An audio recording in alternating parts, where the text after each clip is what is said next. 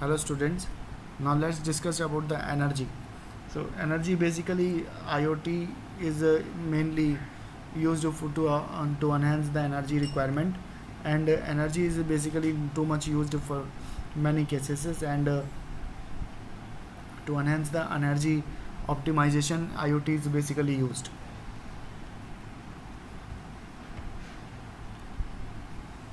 So the energy can be captured and can be monitored and can be easily manipulated using the IoT system.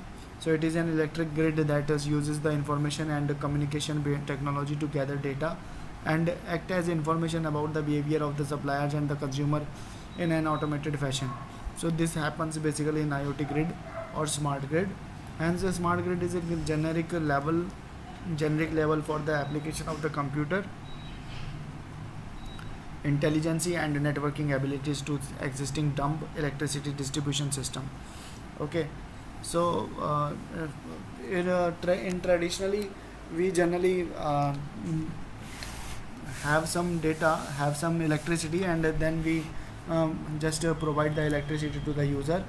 But in the smart grid we have two-way communication. Basically we just monitor the ability of the use of the electricity by the users, and then we monitor this be the behavior of the user, that how will he use the electricity, and accordingly we just check these things, and it helps to monitor and manage the electricity accordingly. So there are some differences, and this may ask in the exams also. So there is a existing grid and there is a smart grid. So one is the electromechanical, it may be the existing grid are electromechanical and the smart grid are the digital. There is a one-way communication and another is a two-way communication. The centralized generation, there is a centralized generation and there is a distributed generation. There are some few sensors are used while in smart grid, many sensors throughout, and manual monitoring is there. Self monitoring is available in the smart grid. Manual restoration is there, while self healing is available in the smart grid.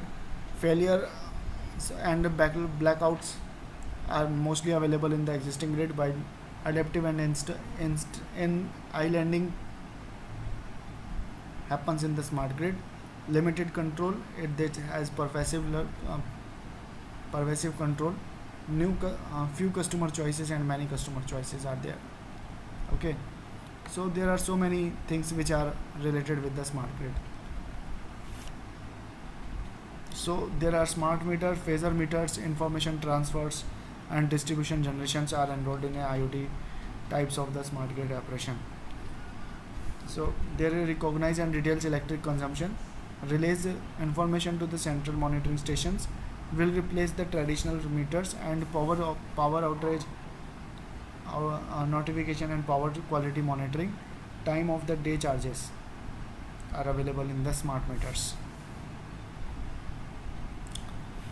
Why smart grid is another topic, and it will reduce the carbon footprints, improve distribution, so the management and the decision support software. It is very self-healing and it can be used anywhere. Automated control for the distribution, and sensing and measuring and measurement technologies are available over there. Increased efficiency of the complete system. So that was about the energy, and it should be used in the IoT way. Now in my next lecture I will tell you about inventory management for my using the IoT. So thank you for this lecture.